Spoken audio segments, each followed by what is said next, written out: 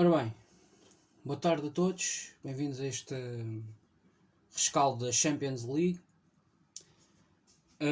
Eu tenho andado um bocado, esta época, ao contrário do que aconteceu ou foi acontecendo na época passada, tenho andado um bocado afastado dos rescaldos, não é?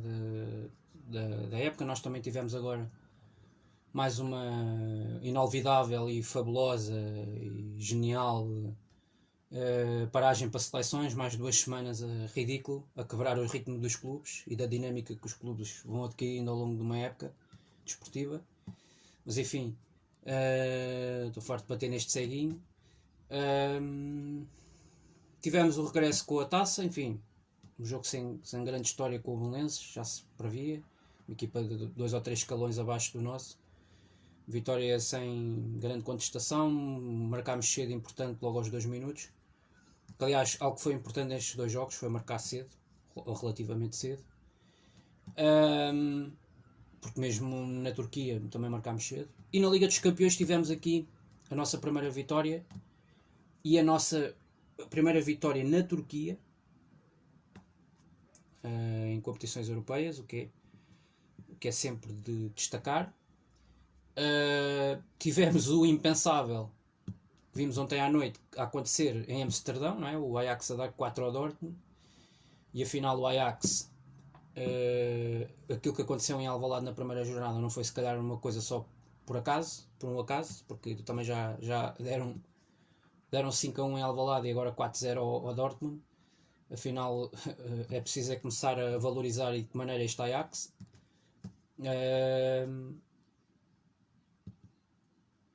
E o Sporting venceu na Turquia com uma goleada 4-1, podia ter sido uma goleada por números mais expressivos. Volto a achar que o gol do Sporting, o gol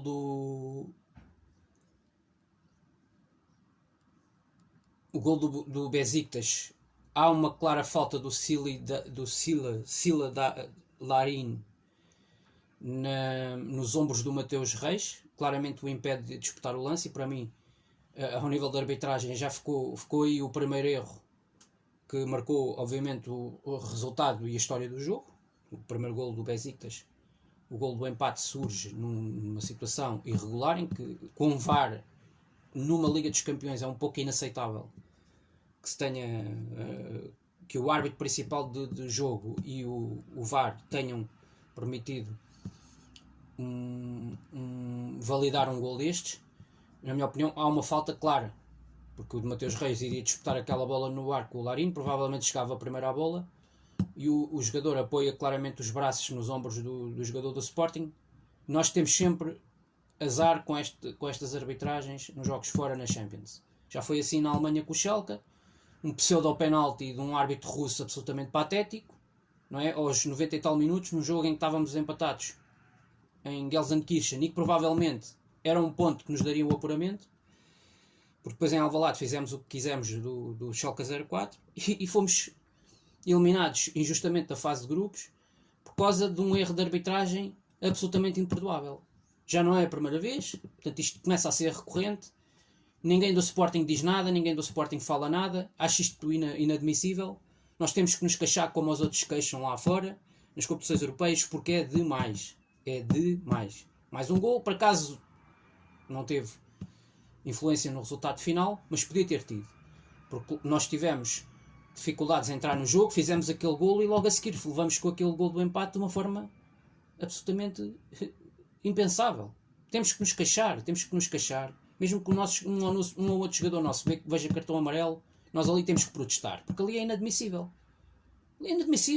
Quer dizer, como é que se permite um gol destes ao adversário com este conjunto de irregularidades? Depois, olhando para o jogo, a defesa do Besiktas é aquilo que eu já sabia e já esperava desde o jogo que vi com o jogo com o Dortmund. Fragilidades defensivas que são inacreditáveis, e nesses primeiros 2 jogos nem sequer jogou o central mais experiente dos gajos, que é o Domagoj Vida, o internacional croata, um dos centrais mais batidos. Não jogou esses jogos e portanto aquilo ainda foi pior. Mas mesmo com o Amagoy Vida, o homem é lentíssimo como tudo. E aquele trio de ataque do Sporting de ontem, que é o trio de ataque do Sporting que eu já esperava há muito tempo ver jogar e estava com essa curiosidade desde que o Sarabia veio do Paris Saint-Germain para Lisboa, era ver este trio de ataque a funcionar. O Pote, Sarabia e Paulinho, para perceber o que é que este trio de ataque podia dar ao jogo e com as dinâmicas que habitualmente a equipa costuma trabalhar, como é que isso ia resultar.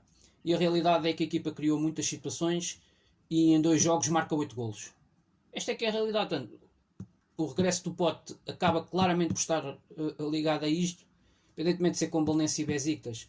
É preciso dizer que o Besiktas, eu lembro-me de um jogo aqui na Liga dos Campeões há uns anos, numa fase de grupos, que o Benfica estava a ganhar 3-0 ao intervalo no Vodafone Arena, e no final dos 90 minutos, em 8 minutos, entre os 80 e os 90, o Aboubakar fez 2 golos e o Besiktas empatou 3-3 com o Besiktas. Algo que parecia impensável ao intervalo. Portanto, estes jogos nunca são fáceis, os estádios são infernais, empurram a equipa se faz um golo ou 2, começa a acreditar e aquilo a serem empurrados pelos adeptos, aquilo é terrível.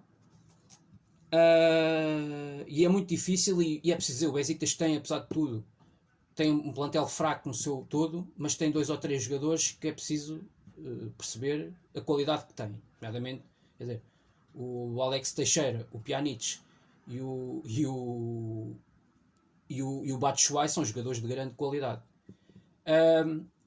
O Sporting entrou com poucas alterações, apenas os regressos do Inácio na defesa e do Pote na frente. A equipa, em relação ao jogo com o Belenenses, sim, houve bastantes alterações, mas em relação àquilo que é a equipa normal, não houve assim tantas. Começou com o Adan na baliza, depois o Coatas no centro da defesa faz mais um jogo monstruoso. Ao lado dele, o Inácio e o Fedal, voltou, portanto, a fórmula inicial da época no centro da defesa. Depois nas laterais o Pedro Porro conseguiu recuperar. Eu vi a coisa mal parada depois daquela falta do jogador do Belenenses no jogo da taça sobre o Porro, e eu na altura disse logo que provavelmente o Pedro Porro não ia jogar este jogo de Champions, mas foi muito importante o Pedro Porro, que realmente é o melhor lateral que nós temos, tanto dos laterais da esquerda como da direita, é o melhor lateral que nós temos no plantel, e era muito importante o Porro, a presença dele neste jogo. Do lado esquerdo jogou o Mateus Reis, comprometeu mais na primeira parte, na segunda parte acho que subiu o nível como o resto da equipa, e também o adversário também não nos criou grandes problemas na segunda parte. Controlámos melhor o jogo, controlámos melhor a profundidade, controlámos melhor a largura. Depois no meio campo jogaram a dupla do costume, Mateus Nunes e Palhinha, é a dupla que depois da saída do João Mário é a dupla que mais tem convencido no meio campo de Sporting, e o Mateus Nunes é o médio que tem estado em melhor forma até na Liga dos Campeões esta época.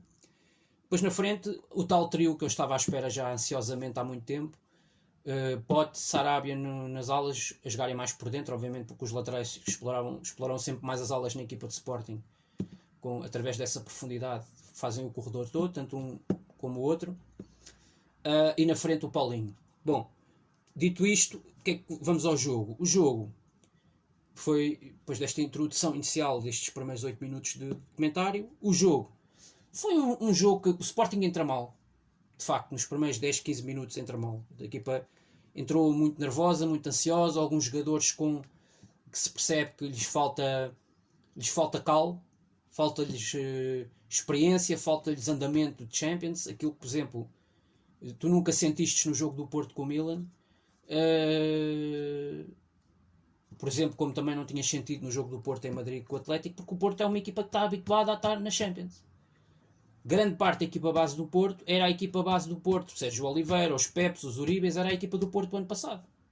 Mesmo os Aidus e não sei o quê, valorizaram-se muito na época passada no Porto por aquilo que fizeram na Champions. Não é por o que fazem no Campeonato Nacional. Peço desculpa, Ruben Amorim gosta muito de dar a prioridade ao Campeonato Nacional, mas é aqui nesta prova, nesta montra, chamada Champions League, que os jogadores mais se valorizam, que os jogadores mais crescem, que o valor de mercado deles dispara de uma forma soberba.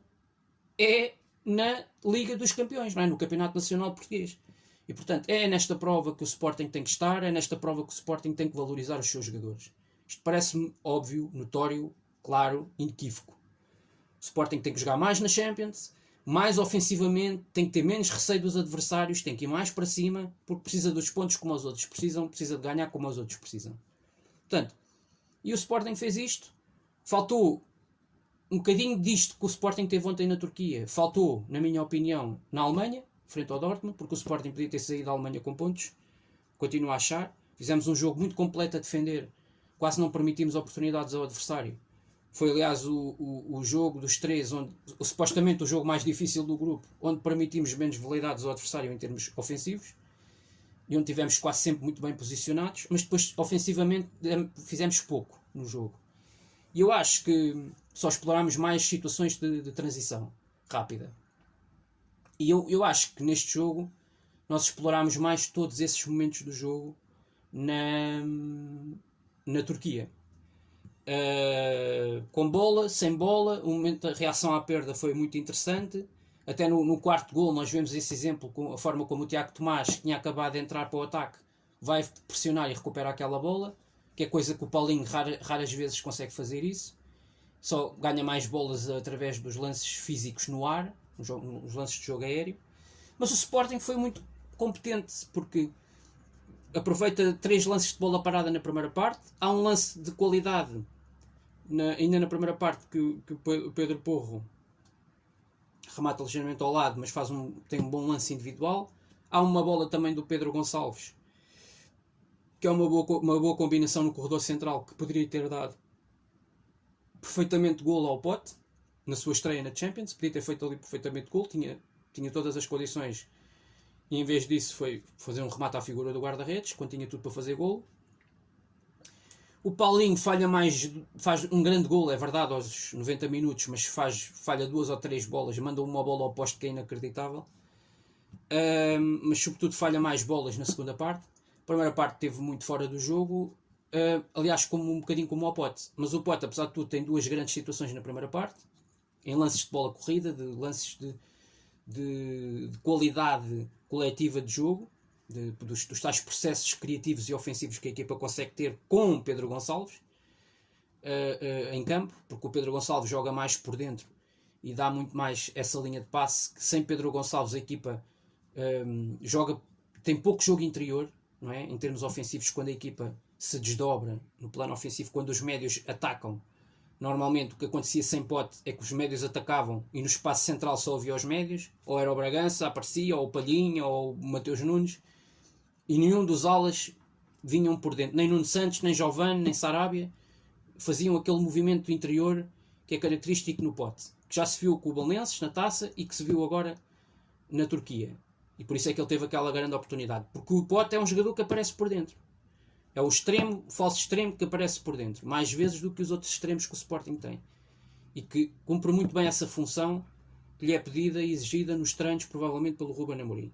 Faz muito bem esse trabalho, esse trabalho tático, de mobilidade, na frente, e permite que a equipa ganhe soluções no plano ofensivo, quer a atacar por dentro, quer a atacar por fora. O jogo exterior, o Sporting tem sempre, desde sempre, a jogar num sistema com 4 defesas, a jogar num sistema com 3 defesas. Desde sempre teve muito jogo exterior e teve sempre muito ataque exterior. Aliás, foi um desses lances de ataque exterior que fez, por exemplo, o golo contra o Futebol Clube Porto no Clássico. A equipa explora muito bem, como poucas, o jogo exterior, porque tem laterais sempre muito fortes a explorarem esse momento do jogo. Já o ano passado o tinha. Mas já na época passada se sentia que faltava mais jogo interior à equipa, sobretudo tendo jogadores como João Mário e Palhinha. E este ano é mais ou menos a mesma coisa, com jogadores com a capacidade de ter a bola, como Mateus Nunes e Palhinha e Daniel Bragança e o próprio Pote. A equipa pode fazer mais jogo interior. Eu já disse isto aqui o ano passado, acho que a equipa continua a fazer pouco, mas com o regresso agora do Pote pode fazer mais, e com isso pode claramente deixar muito mais vezes o adversário na dúvida, porque depois nas alas tem jogadores muito fortes, não é? No transporte tem jogadores muito fortes depois na capacidade de cruzamento, na capacidade de passe, Nuno Santos, o próprio Sarabia. Enfim, a equipa pode ser mais imprevisível. O próprio Pedro Porro envolve-se muito no corredor direito e dá essa profundidade, e muitas vezes ele acaba por acrescentar esse jogo interior, porque ele tem essa capacidade com bola.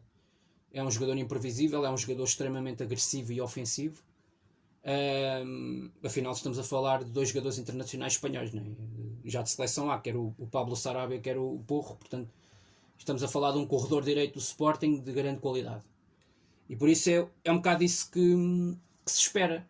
Depois, obviamente que há os momentos do jogo. O Sporting aproveitou bem 2 lances de bola parada, volta a repetir, entra mal no jogo, a equipa entra um pouco nervosa, ansiosa. O tal fator inexperiência nas competições europeias pesou. Aquilo que também já tinha acontecido com o Ajax, aquilo que aconteceu ano passado com o Las Clins, tudo isso está na cabeça ainda muito presente dos jogadores, a falta de experiência na Europa, aquela mensagem que o Amorim passa que é campeonato, campeonato, campeonato é que é o foco. Tudo isso não é bom.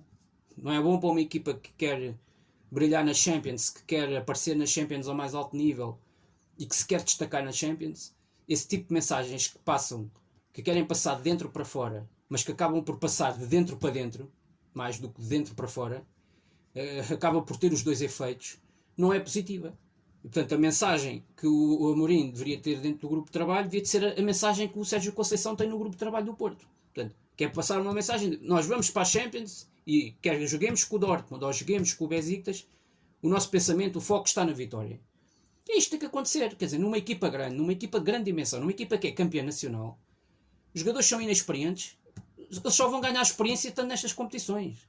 Não é estar 3 anos fora da Europa, depois regressar outra vez à Liga dos Campeões, depois ser eliminado por um Las Clins numa eliminatória de Liga Europa. Assim, não há equipa nenhuma que ganhe estofo, que ganhe experiência, que ganhe nada disso. Portanto, a experiência que tu ganhas a jogares Liga dos Campeões. Ponto final. É a maior competição do mundo de clubes, é onde estão os olheiros todos, é onde estão os patrocinadores todos.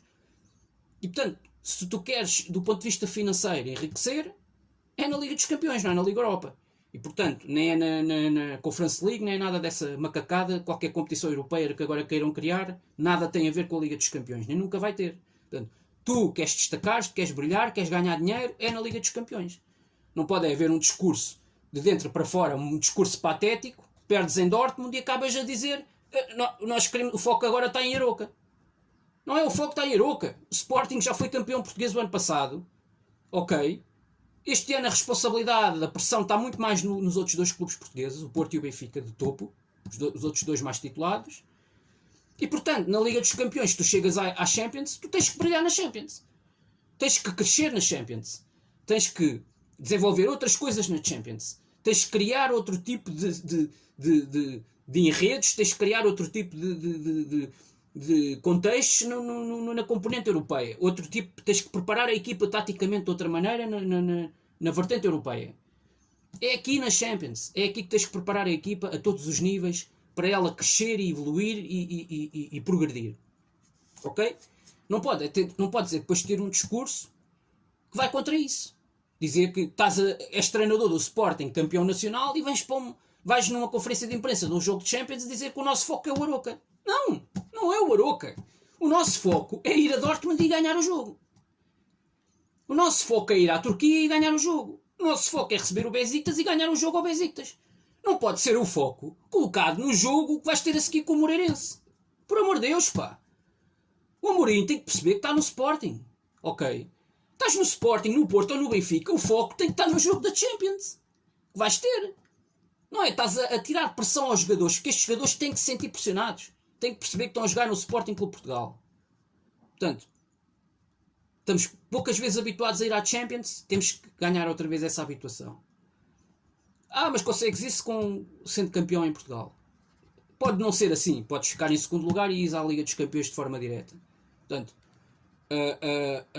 agora, na Liga dos Campeões, se tens a oportunidade de lá estar presente, tens que brilhar na Champions. Tens que destacar, tens que crescer na Champions, tens que ganhar músculo na Champions. E portanto, eu acho que a equipa acaba por fazer um bom jogo. Não é um grande jogo, mas é um bom jogo, porque a equipa tem algumas falhas defensivas que a este nível ainda são um pouco impensáveis. A forma como os 3 centrais estiveram mal posicionados. Há lá um lance da primeira parte que o Inácio não acompanha o movimento do Batshuayi e ele tira uma bola no poste. Depois, no lado contrário, falha o Fedal e o Coates, e o Alex Teixeira passa pelo meio dos dois e vai desviar e vai fazer aquele pontapé acrobático e faz um grande gol. Sorte que ele caiu na linha do fora de jogo por poucos milímetros.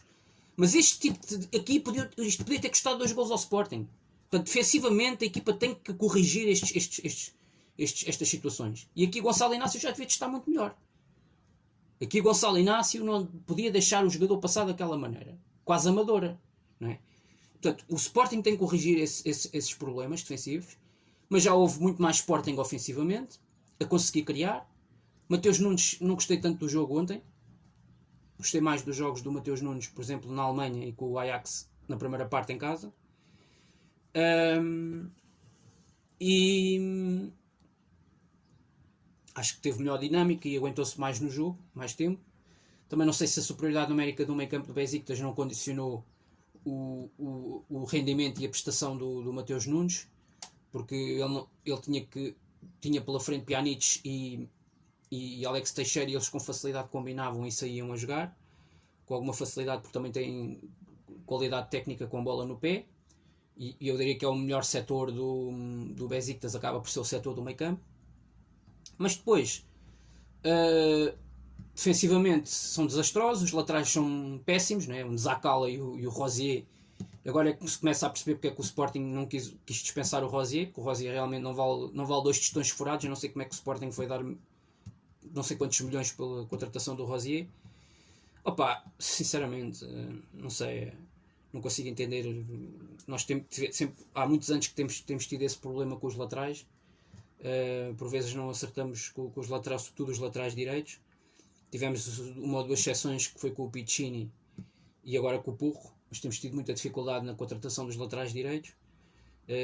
Tivemos também agora, felizmente, esse crescimento do Ricardo Gaio e agora este regresso, que pode ser que acrescente algumas coisas positivas. Ele, a lateral, defensivamente é bem melhor do que ofensivamente também dá pouco, não tem capacidade nem de perto nem de longe do Pedro Porro, mas eu gostei muito. O Palhinha faz uma segunda parte de grande nível, embora a primeira parte foi um pouco menos intensa e menos espetacular.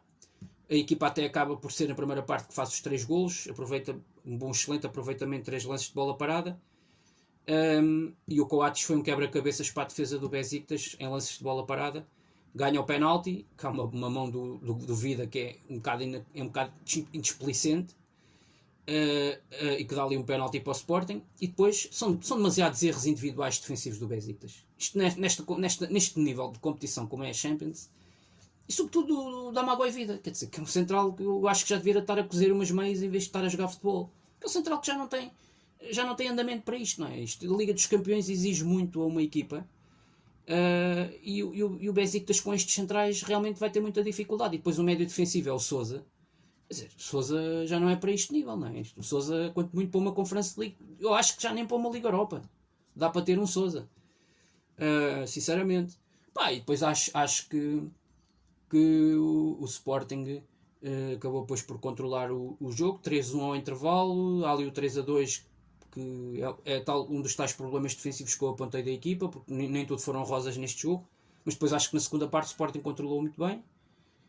Tivemos alguma dificuldade, os 3 centrais, de controlarem a profundidade nas costas, com muitas vezes o aparecimento do Batshuayi e a tal criatividade do Alex Teixeira a lançar bolas nas costas, a explorar esse problema que nós tínhamos, sobretudo no corredor central. Dificuldade a virar-se do Fedal, do Coates. De frente para o jogo é uma coisa, mas quando tem que virar para trás e fazer dobras, tem muito mais dificuldades, porque nenhum deles é um Mathieu, por exemplo. Com facilidade ia buscar o avançado que estava-lhe nas costas e roubava a bola. E nenhum dos 3 hoje tem essa capacidade. Talvez só mais o Inácio pode crescer a esse nível, porque ainda é um central jovem, mas no lado esquerdo e no meio, entre a esquerda e o meio, quem tem que fazer isso é o Fedal e o Coates, que tem que fazer essa ocupação e evitar que um jogador com Batshuayi lhes ganhe 2 ou 3 bolas em profundidade nas costas. Acho que esse foi o maior problema do Sporting neste jogo de ontem. É verdade que sofre um golo até de bola parada, que é um golo, volto a repetir, é um golo para mim claramente um golo irregular. O fora de jogo, no lance do Alex Teixeira, é muito ali na pele, no limite. Mas conseguimos, mais uma vez, como já tinha acontecido em Dortmund, colocar o adversário 9 vezes em fora de jogo. Portanto, que não deixa de ser curioso.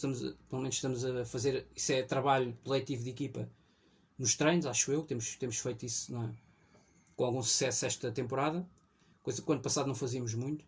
Nem nos preocupávamos muito com esse item do jogo.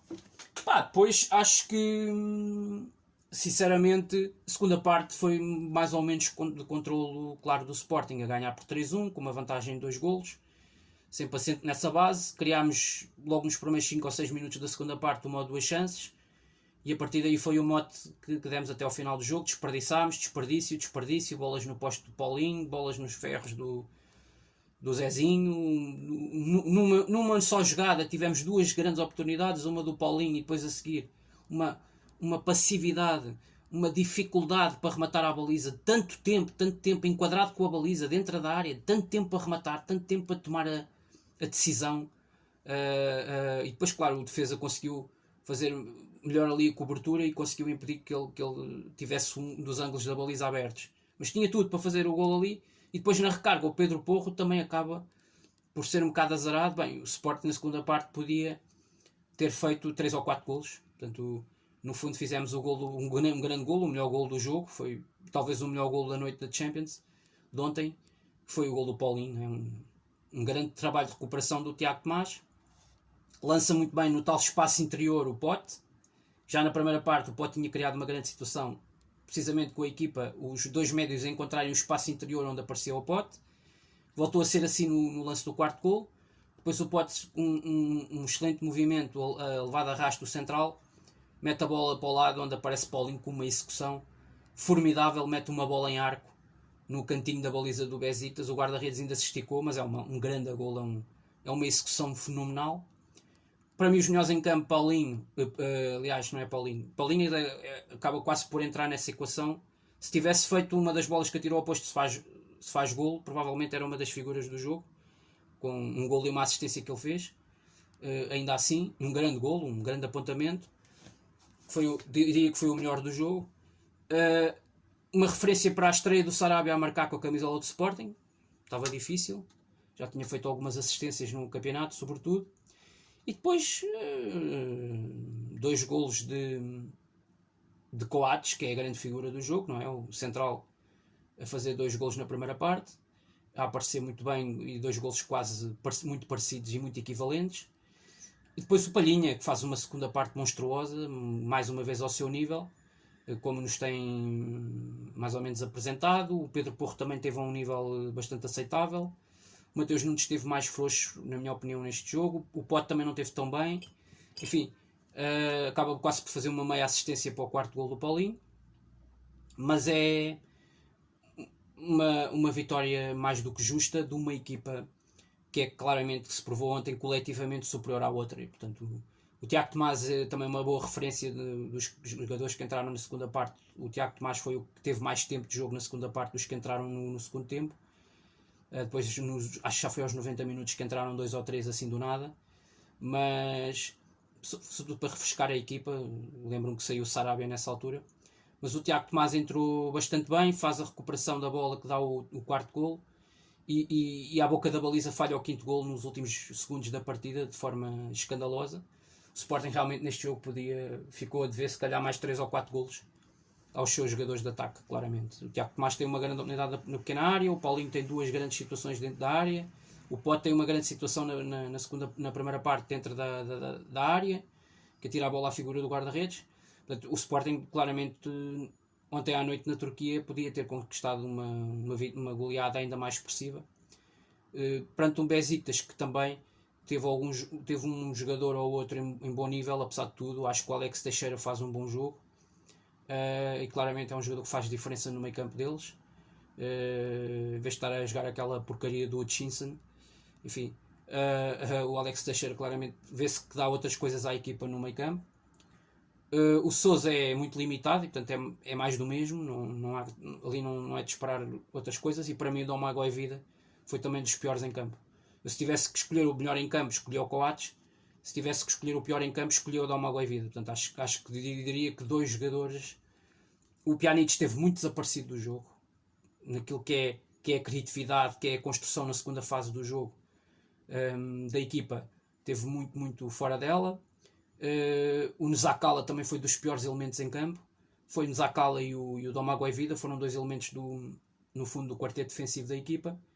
Portanto, acho que uma vitória natural, justa, acho que eu acho que muito provavelmente o Besiktas vai terminar este grupo com 0 pontos, portanto, muito sinceramente.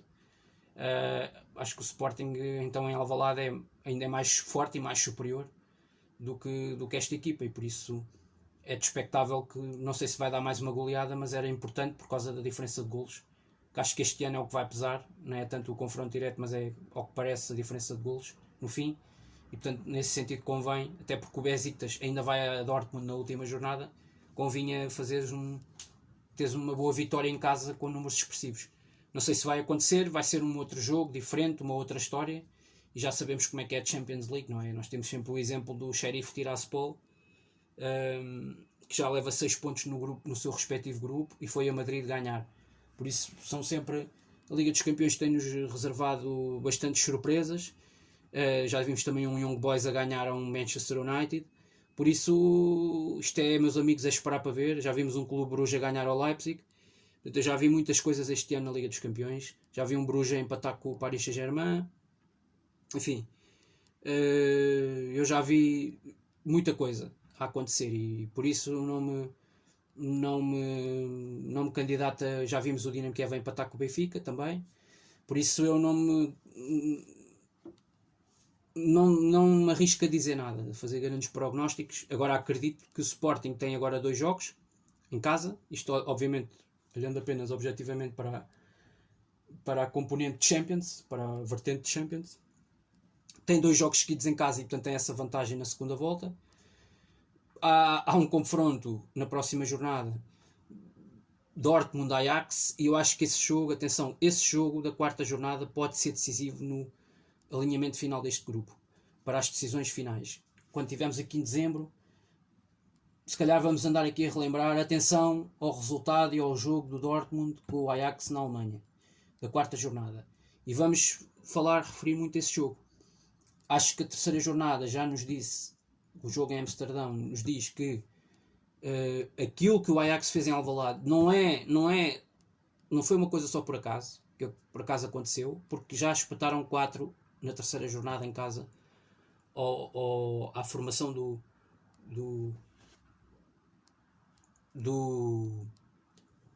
Borussia Dortmund.